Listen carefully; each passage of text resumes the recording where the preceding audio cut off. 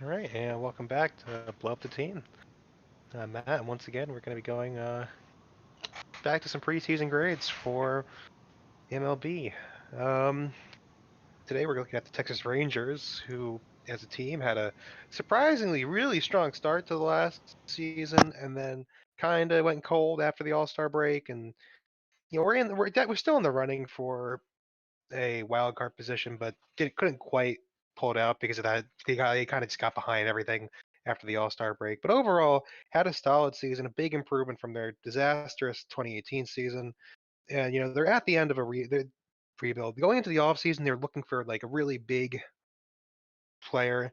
They were looking to get. They were in the market for Josh Donaldson and Anthony Rendon. Now, I don't think they had enough money for Rendon because they're going to have to throw money at a fair number of players on this team, or are going to want to at least. And so I think they were really in on Josh Donaldson, and they lost him to the Twins. And so, you didn't have the offseason you were really hoping for, but overall, as long as as long as the bad second half doesn't happen again, I think the team is definitely in a position to be a wild card threat. And this isn't going to be the team that beats the Astros in the West, because even if barring the Astros collapsing and showing that they can't play at home or any ballpark outside of home because everyone will be booing them, they can't cheat. Uh, I don't think the West is really there. I think them and the Angels are kind of like in the same spot. They're hanging around the wild card area, and they're going to need a few pieces to pull them over the edge, because they end up picking up Todd Frazier, who is a serviceable third baseman, but Todd Father isn't. He's only getting older, and as much fun as he was in the half season he was on the Yankees, he's not like the guy you wanted to get. So let's just get right into it, because get this on the road. So for the lineup, Shin Soo Choo has been getting better with age. Actually, he's I think 36 now, and no, he's 37 now, and his numbers have, at least for his Rangers numbers, he came to the Rangers and struggled a little bit, and then since he struggled with the Rangers, he's been getting better and better. I don't remember what year exactly that was, but good Looks like OPS, good. 2016 he had a 242 average, and then he's I don't know steadily exactly, cruising back. but he's been getting, his, and specifically in advanced metrics, he's been getting better as he's gotten older. He's a veteran presence for that team, and just all in all, he's a guy that really performed and earned an All-Star appearance in 2018. But let's see, he's playing since 2014, so for the Rangers. So he's going to be sort of the Kickstarter for this whole team. He's been their leadoff man, and even at 37, I think he'll still. I don't think there's really anyone taking a spot from him, because he's got a great eye, you know, great, just overall pretty solid player to have at your first man up. Could also switch between him and Elvis Andrews, who is currently slotted as your number two in the lineup. Elvis Andrews has been playing for this team since 2009, and he's been pretty consistent, honestly, with how he performs.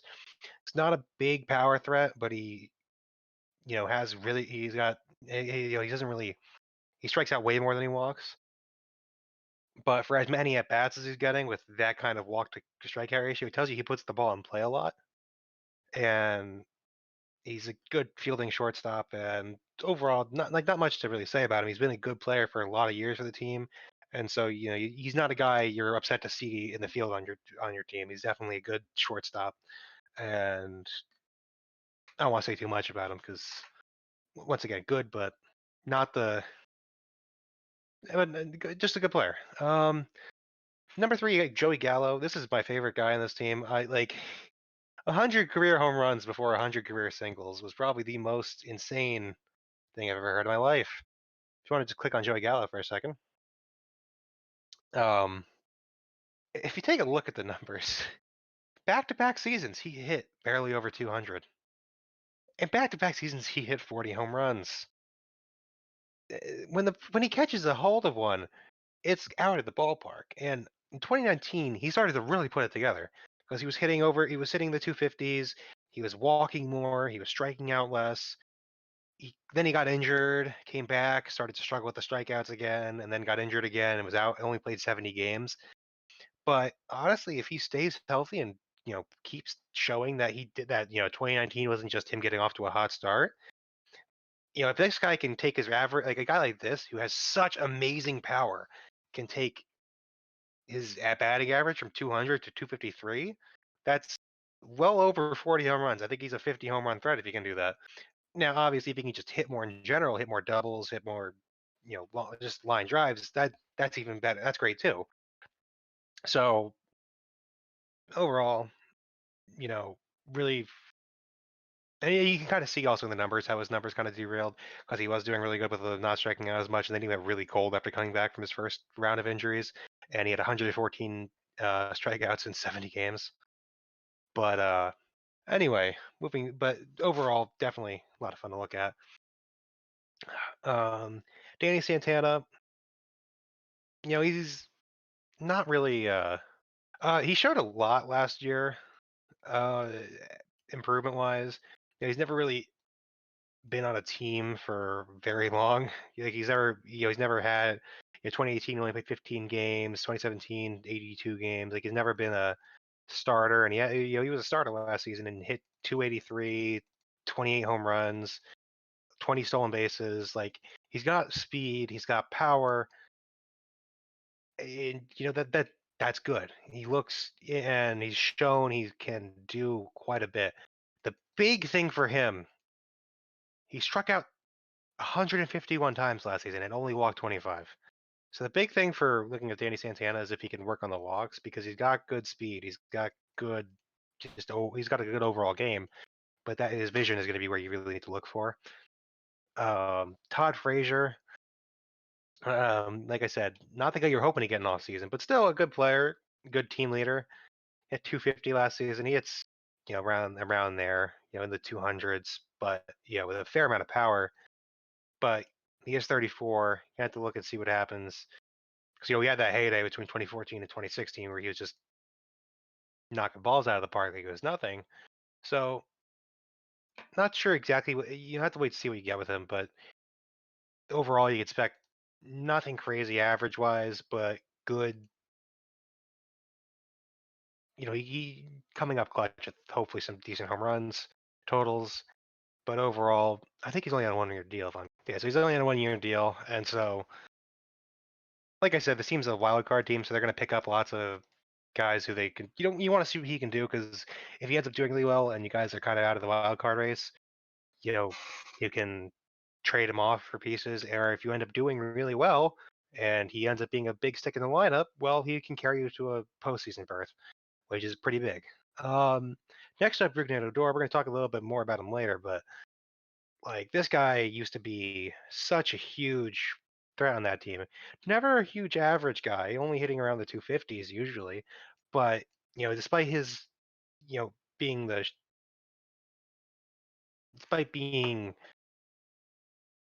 short, this like relatively like short, small guy, hits lots of power and has great fielding, and gave that amazing punch to Jose Bautista. Like the guy's been a fan favorite for a lot of years, but 2017 he hit only 204, but still hit 30 home runs. 2018, not a great season, but at least he was hitting back in the 250s again. This year he was off to such an abysmal start they started sitting him because he was just doing so poorly. Now he ended up getting his average up to 205, and hitting 30 home runs. But something's got to change because you can't have two guys who can hit 200 and hit lots of home runs. That because Joey Gallo will always beat him because Joey Gallo has more power than him. Joey Gallo could if Joey Gallo struck out 178 times and walked 52 times, had that same sort of like stat line. The only thing different is he'd have 10 more home runs. Rougned Odor has plays a lot of energy, plays a lot of passion, but he's got to figure out something in here that makes him that threat he was, back in when he first came up at only 20 years old. He's only 26. And so though this is his last season on his contract with the Rangers, if he can show something, maybe you guys resign him again, but his career is far from over. But he's got to show something here. Otherwise, because this is not a guy, a few years ago when the Rangers were still making the playoffs, that you thought would be in this position to be struggling so hard. Next, you got Nick Solak. There's a rookie last season, only played in 33 games. Hit fairly well, actually hit really well. But once again, only 30 games, not much to say. I'm not going to make any sweeping claims about him because it was only his rookie season last year. But if you can get another solid stick in the outfield, always good to have. Behind the plate, you have Robinson Chirinos, who came over from the Astros. Well, who signed from the Astros. Not much to say about Robinson Chirinos. He's a good catcher behind the plate. He's been mostly a backup his career. He's gonna be a starting catcher this year. Jeff Mathis will be the backup. By the way, just a side note for Jeff Mathis and how much I love Jeff Mathis. If you're really into baseball, you watch Foolish Baseball, and you watch Foolish Baseball's Jeff Mathis video. Jeff Mathis can't hit, but man, does he know how to call games. And so, Jeff Mathis will probably still end up being the personal catcher for Lance Lynn because, or like a decent number of Mike Minor starts, but Robinson Chirinos has a better bat. It's not even remotely close, even if he only hits like 230. So, but yeah, overall, solid. Just not much to write home about. Your first baseman's Ronald Guzman. Last season didn't really show much. The season he's young, and that's tells you he's the organization sees something in him, but he hasn't really put it together. He's been hitting at the bottom of the lineup, hitting just over 200 last season, hitting around 230 the season before. But something's got to give here because, I mean, he's a candidate to end up sending back to the minors if nothing figures itself out. And so his hitting's got to take a big. You expect to see him try to take a big leap because he does have Sam Travis competing with him for playing time off the bench. Who, not to say Sam Travis is going to tear it up either. He had a terrible season last season, but he's also never really played that much. Maybe that'll light some sort of fire in him, knowing he has competition. And just to mention your bench, you do have like Willie Calhoun, Jeff Mathis, as I mentioned. You also have another catcher in Isaiah Kiner-Falefa. A fair bench. Nothing really that pops out at you as like that's the guy. Oh yes, you do have Matt Duffy. You got this past offseason, who could end up being another regular fixture at third base, if Todd Frazier doesn't end up working out. But once again, have to wait and see. I'm sorry, I gotta chime in here. Do I see that they have 4 catchers on the roster? Yes, you do. Jeff Mathis, Jose Trevino. I'm not gonna try that Isaiah one. Kiner-Falefa. There you go. And then Chirinos. Why would they have 4 on the roster? Is it just because these 2 guys were hurt? Could be injury. I'm not really sure about the story. It could also be that because catchers end up playing first base a lot of the time. Maybe they're hoping to move one of them to first. I'm not really sure why they have 4 catchers. I mean, this is all projected. They probably will end up taking more bullpen because I'm not sure because it feels like a really large bench. Let me go take a look at something actually. I'm gonna go swap to because the Yankees also signed a bunch of catchers on the offseason to basically compete with Kyle Higashioka for the backup position. Take a look. No, yeah, it doesn't show. So yeah, I'm not necessarily sure these guys are going to be on the opening day roster, but I have to wait and see. Because I think this is assuming you don't take more bullpen arms for roster spaces because we'll get to the bullpen in a second. They don't have as many. They don't have a deep bullpen like the Yankees do. So anyway, going into the starters, which I actually think is the biggest strength of this team, made a big trade for Corey Kluber, which was, in my opinion, like a great trade. You know, this guy is going to be a big reason of. This is how you know that they want to compete. They go out and get a guy like Corey Kluber. He will, he's coming off an injury, a pretty bad injury, but if you can get him worked up and work back, get him into the flow of things, he could put up pretty big numbers for you. He was, two-time Cy Young winner, one-time ERA crown. Like the guy has nasty stuff, and so I think he can easily be. I think he is going to be your ace. And the only one that can compete for the ace title is Lance Lynn. Lance Lynn, um, oh man, like it's a guy who was fairly good with the Cardinals, and it was actually a big surprise when the Cardinals didn't re-sign him. And it was a bigger surprise when he had a problem finding a team to sign with in 2018. So he ended up signing late with the Twins, and then coming over to the Yankees in a trade. Um, you know, and he ended up signing a multi-year deal, like a 3-year deal with the Rangers, and he had his best season to date. Well, one of his best, because there's an argument for one of his early seasons, but that's not important. But I think it's his best season to date. 208 innings pitched, 3.67 ERA, 246 strikeouts. At age 32, he's had the most strikeouts and the least walks in a full season. And his fastball is the hardest it's ever been thrown. Which, by the way, you're saying Lance Lynn fastball. Lance Lynn throws 3 different fastballs and a curve. Like that, your Lance Lynn rotation of pitches right there. So his fastball is being thrown harder. He's pitching better. Like that's a pretty good pitcher to have as your third man up. It's between him and Mike Minor, really. Mike Minor had long struggle with injuries and inconsistency, and he really tore it up in 2019. And second half struggles, but overall 200 strikeouts. Which, by the way, his 200 strikeouts is just it was bullshit. It was against the Red Sox. They literally just there was a pop up to first base, and they told him to drop it. That way, he had another chance to strike him out. He threw like a ridiculous amount of pitches and gave up a lot of runs to do it. But overall, another good pitcher. Like the Rangers got a couple guys who really haven't, Lance Lynn, who had once been considered a pretty solid pitcher in the league, and then had a weird 2018, and they're like, okay, come here, and we'll be, you'll be, one of our number 1 and 2 guys. And he proved himself, and they gave a prove yourself contract to Mike Minor, and he proved himself plenty. And so they made a lot. These are a couple projects that they turned into very solid pitchers again, and so the top 3 of your rotation is looking pretty solid. At the bottom, you got Kyle Gibson, who there's nothing to write home about Kyle Gibson. He had a good 2018. You could say that.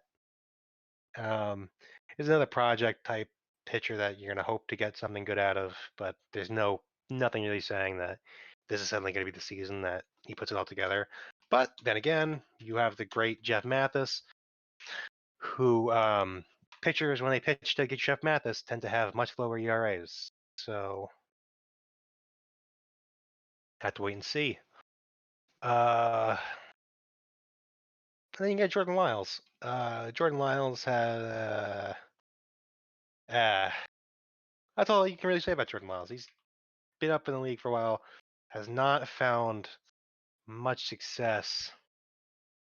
A career ERA of 5.11. Pitching since at age 29. Like he came up really young and just hasn't ever had a season that just says, "Oh, his lowest ERA in a season is 4.11 last year, or two years prior." So this is another prove yourself type deal. I mean, they gave him 2 years on it, so maybe they think he can do something more than what he's shown. But overall, this bottom 2 are kind of pretty noticeably weak compared to these your top 3 starters. And if you want to go to the bullpen, just looking at the bullpen, your closer is going to be Jose Leclair. If you want to click on the stats real fast, Jose Leclair in 2018 was one of the best relievers in the league, and it wasn't disputed. He struck out 85, only walked 25, had a WHIP of .85 and a ERA of 1.56. And 2019, he got blown up for the first half and blown up into the second half. He was able to recover and lower his ERA down to 4.3, but for a while it looked really bad. Now the good thing is that he kept his walks to strikeouts down, because if you look at his career stats in 2016, 2017, his first two seasons, like 60 strikeouts to 40 walks, and so he's keeping his walks down. So, and his fastball is still playing really high velocity at 96. It's higher than his other two seasons. So I don't think, you just want more consistency out of him. And he's shown he can have some really lockdown stuff, and so you're hoping to see that again from him. Because at the end of the day, he is your best man in this bullpen. The rest of the bullpen, not much to write home if you go back to it. Jesse Chavez was actually really good last season, so I take that back. But he's older. You never know what's going to happen with him. So you have to wait and see what you get, because he pitched really good for a while in 2019, and then they tried to make him a starter for a couple starts, and they blew up his ERA. But overall, he had been very good for most of the season. Rafael Montero, he had a good season last season. I have to wait and see what happens again, because once again, it's pretty volatile in the bullpen. He also pitched 29 innings last season. Derek Law, who pitched for Toronto, they didn't have that great of a season out of the bullpen last season, like a 4.9 ERA. So you're gonna notice a trend with it. They picked up a lot of project pieces. My favorite project piece being Cody Allen. This guy looked like he could end up being a franchise piece for the Indians, because he had been so good for like 5 straight seasons, a sub-3 ERA, way more walks and strikeouts. 2018, he struggled through the whole season. Still pitched the same amount of innings, but had a 4.7 ERA, a 1.36 WHIP. His strikeouts were down, but his walks weren't too much more up. They were still up. But then last season he took a prove yourself contract with the Angels and had a 6.26 ERA, and they had to DFA him because he was just, and his fastball was going to need to drop. So you have to wait and see what happens with him, because especially a guy like this who had been an elite closer, totally losing his edge, like that's not something you expect. So hopefully he can turn around. I'd like to see him pitch to the level he pitched in his heyday with years at the Indians. So, and he's only 31, so nothing saying he can't do it again. But that's all there is to say about the bullpen. There really, there's not a whole lot that can be said. Expect a lot of guys getting called up from the bullpen to see what fits and what works. Expect a lot of movement in this bullpen. And once again, if depending on how the season goes, if you end up doing pretty well, that's probably the number one place they're gonna have to look. They'll look for probably one piece in the lineup and then a couple pieces in the bullpen. So once again, I have to wait and see how the season starts to unfold. If we go to grading now.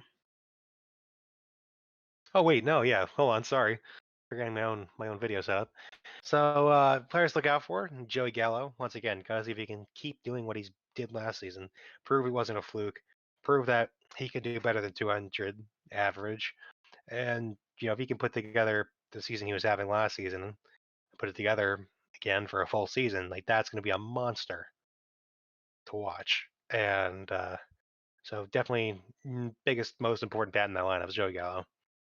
On a Rignano door, you want to see this guy hit better. You need to get better performance out of this guy, because if you want to compete for a wild card spot, you can't have holes at every position. This is you got to decide. You got to get him back to where he was. And he's like, even in his struggling seasons, he's shown glimpses of his of his best years, and he's young. he is really young. And so hopefully the Rangers are able to work it out with him. He's one to watch out for because if he can do anything like he used to, hitting wise, this team it will be significantly better than if he hits like he did last season. Moving on. Oh, and to note that Odor, the Rangers did what they did with Odor playing very, very bad, but they don't have Hunter Pence to light it up again this season. So anyway, Corey Kluber, your new ace. I think Cy Young. I think Cy Young. I think Lance Lynn can end up being your ace too, but an ace as well. But Corey Kluber is your ace, and how he goes is how this team goes. If every 5 days you can get a top quality start out of Corey Kluber, this team has a very threatening three-man top of the rotation. So he's your number one starter to look out for. And as for the bullpen, guy like for Jose Leclair, you cannot expect him to perform like he did last season. You want to see his 2018 form and the 2019 form because once again, bullpen's volatile, but you need one person, and he has to become what he was in 2018 because he needs to be that anchor. Moving on. Lineup. I'm gonna give it a B. Good. Some really outstanding power, but they strike out way more than like a lot of teams do. And if Odor and Gallo are both hitting 200, then it's going to be a very weak lineup. And so it could be a B plus lineup, but it's definitely just a B right now. I don't think they're outstanding, but I don't think they're bad either. Bullpen's a C. Bullpen is the biggest hole on this team. Lots of project pieces. Just a lot of minor guys get called up. Nothing really saying, oh, this bullpen's going to be really great coming out of the gate. And then for the rotation,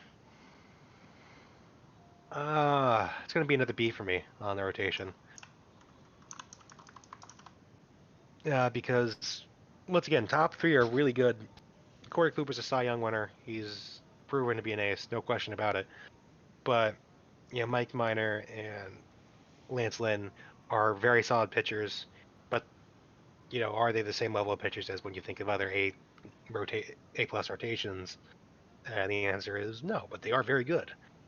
The thing that drags them down from, being a better rotation is that back end. Jordan Lyles and Kyle Gibson. If they can put it together and, do something really good, then the rotation ticks up. But as it stands right now, the last two in the rotation look pretty bad. So overall, I think the team's a B minus. I think they are in the running for a wild card. It'll definitely take some more trades and some, improved performances from people, but you'll have to wait and see. But overall, future's looking relatively good in Texas, and I like the team a lot. I think that they have a lot of good pieces. They just need to kind of perform better, and I think they definitely can. So they're getting there. So anything to add, Jeremy? I mean, not a baseball guy, so not particularly coming from me. I'm gonna concede to you on this one. I don't really follow the Rangers at all, so I don't have much to add. All right, fair enough. So anyway, go ahead and like, comment, subscribe. Just shout out to the Rangers Twitter. I know it's like 2 years old now, but I don't know why I'm thinking about this right now. After the Dodgers lost the World Series 2 years in a row, just had to tweet at the Dodgers.